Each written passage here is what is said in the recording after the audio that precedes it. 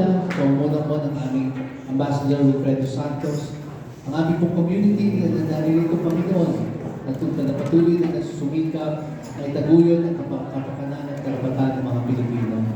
Alam po namin, Panginoon, na ang mga manggagawang migrante ay tunay ng bayani.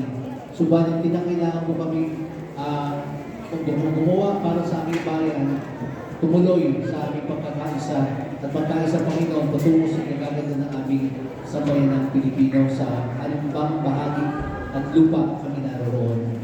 Masasabi po, Panginoon, ang gawain ngayong hapon upang anuman ang aming gawain sa pamamagitan ng masasayang pagdiriwang na ito ay magkaroon po, Panginoon, ng pagtataguyod, lalong-lalo na po ang karapatan ng mga manggagawang migrante, mga Pilipino sa ibayong dagat.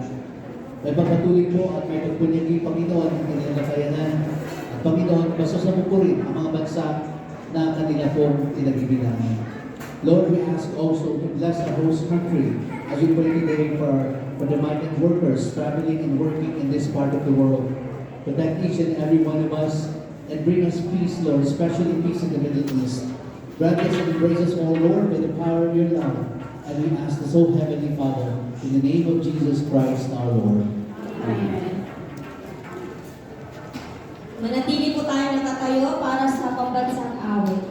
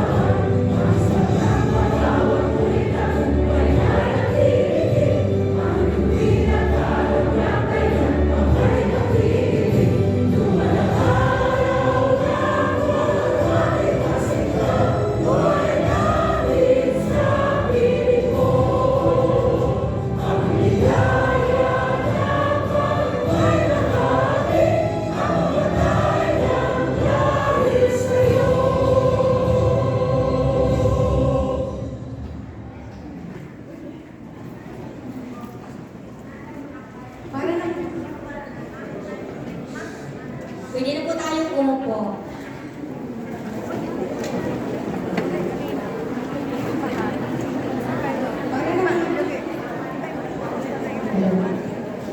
Para naman sa ating opening remarks, mapalad po tayong makasama ang amain ng mga Pilipino sa Jordan.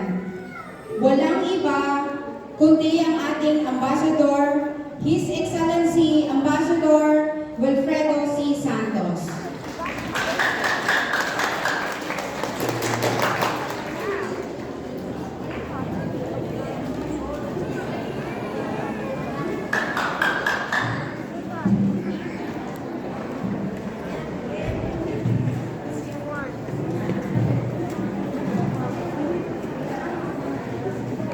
Magandang hapon po sa inyong lahat. Distinguished guests, colleagues, mga Pino migrants. Magandang araw at magandang hapon sa inyong lahat. Ako rin po. Isang taos-pusong pagbati sa inyong lahat sa pagdiriwang ng National Migrants Day. Ang araw na po ito ay inilaan para sa inyong upang bigyang pugad. Hindi lamang ang mga overseas Filipino workers or OFWs, kundi maging ang pangkalahatang Filipino migrants na ninirahan sa iba't ibang panig ng mundo na nanghahangat na magkaroon ng magandang buhay at kinabukasan ang ating pamilya.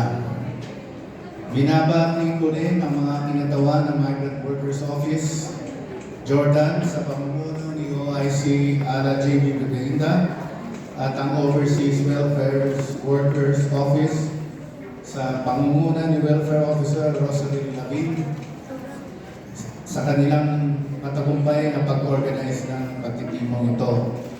Let me greet also Father Gerard Metal and of course our hardworking officers of the Philippine Embassy, si Consul Angelique Bayumo, at bagong appointments, Consul si Sheila Marie Angeles.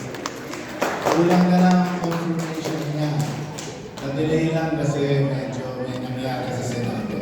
Pero matutuloy yun soon. Ngayong araw na ito ay nais kong ipaaalala sa ating mga babayan ng ikatatlo ng haligi ng patakarang panlabas ng Pilipinas o Philippine Foreign Policy ay ang siguruhin ang proteksyon at kapakanan o welfare ng ating mga overseas workers, maging manggagawa, permanenteng residente o estudyante na naninirahan sa labas ng Pilipinas.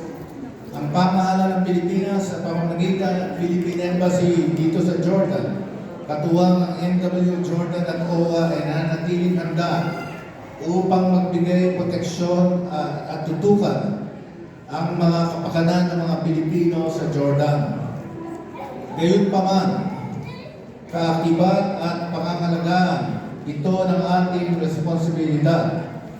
Mahalagang malaman din ng bawat Pilipino ang mga benepisyong nakalalang ng ating gobyerno. Siguraduhin valid ang mga employment contract, ang inyong mga work permits at inyong OWA membership. Siguraduhin din na kayo ay nakakapag-ipon para sa inyong retirement at sa inyong kinabukasan. Tandaan nyo, hindi kayo bata for the rest of your life, no? For all your life. Kailangan din magtabi kayo. Alam ko na nagsusustento kayo sa mga pamilya nyo, pero kailangan din magtabi kayo para sa sarili nyo when you reach old age. You will be the ones to attend to yourself. You cannot depend on your family. They will have their own families. Panghuli, inihikayat ko din kayo na makibahagi sa kinabukasan ng ating bansa at gamitin inyong karapatang bumoto sa darating na 2028 national elections. Ang unang hakbang ay ang inyong pagrehistro sa COMELEC. Narito sa araw nito, actually, nasa labas ng simbahan, ang ating mga COMELEC deputized personnel from the Philippine Embassy para kayo ay tulungang i-check ang inyong voters record. So, let us all enjoy today's celebration. Mabuhay at Happy Mother's Day muli sa ating lahat. Maraming salamat po. Enjoy your day. Thank you.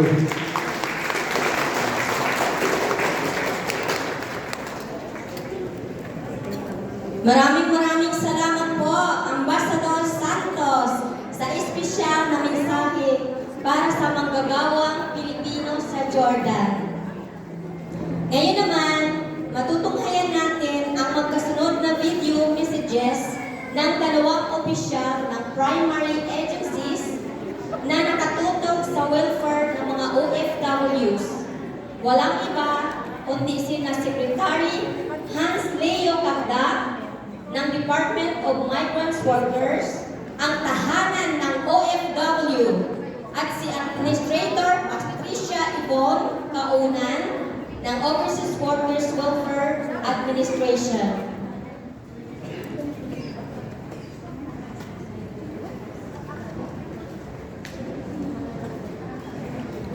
Magandang araw po sa inyo at Happy Migrant Workers Day sa inyo lahat. taus-puso po kami bumabati mula sa inyong tahanan ng OFWs, ang Department of Migrant Workers, ng pinakamasayang pag-celebrate ng ating arawan o araw ng OFWs.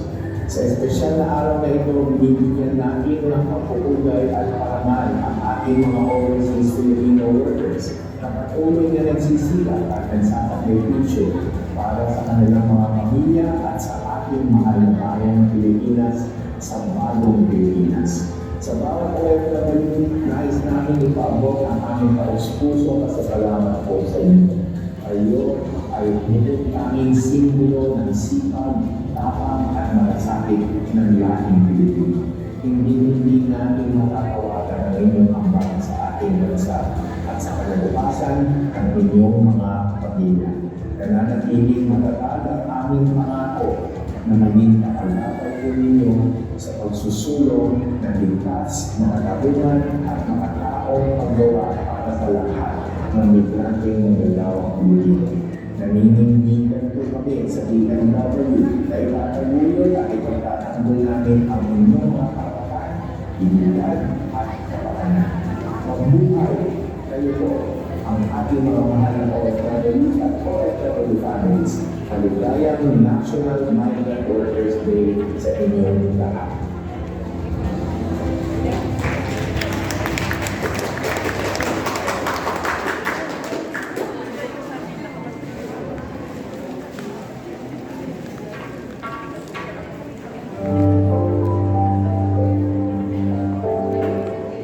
Magandang araw sa ating mga minamahal na overseas Filipino workers sa iba't ibang panig ng mundo. Sa pagdiriwang natin ng Migrant Workers Day, nais kong ipaabot ang aming taus-pusong pagpupugay at pasasalamat sa bawat isa sa inyo. Kayo mga Pilipinong patuloy na nagsasakripisyo, nagsusumikap at lumalaban para sa inyong mga pamilya at para sa kinabukasan ng inyong mga mahal sa buhay. Sa bawat araw na kayo malayo sa inyong tahanan, dala ninyo ang tapang, sipag at malasakit na tunay na may pagmamalaki ng ating bayan. Hindi man naging madali ang inyong paglalakbay ng mga magagawang Pilipino sa ibang bansa. Patuloy ninyong pinapatunayan na ang puso ng Pilipino ay matatag, mapagmahal, at handang magsakripisyo alang-alang sa pamilya. Sa OWA, nananatili kami katuwang ninyo sa bawat punto ng inyong paglalakbay, mula sa inyong pag-alis, pananatili sa ibang bansa upang magtrabaho, hanggang sa inyong ligtas na pagbabalik sa Pilipinas. Patuloy namin pinalalakas ang aming mga programa at serbisyo upang maniyak na may maaasahan. Maraming salamat sa inyong walang sawang serbisyo, puyat, sakripisyo at dedikasyon upang maihatid ang